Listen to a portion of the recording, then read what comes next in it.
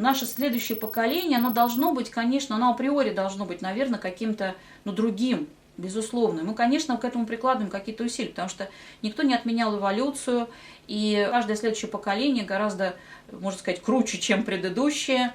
И посмотрите, в чем мы росли, да, то есть у нас совершенно другие были истории. Сейчас это мир компьютерных игр, и вообще очень много про виртуальный мир в нашей жизни.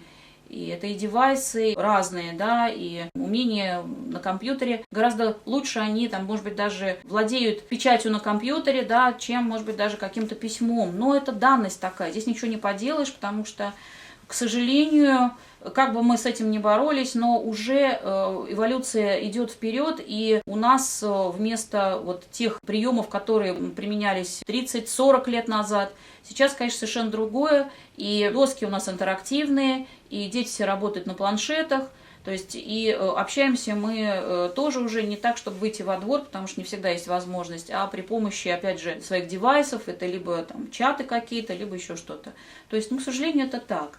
Но, тем не менее,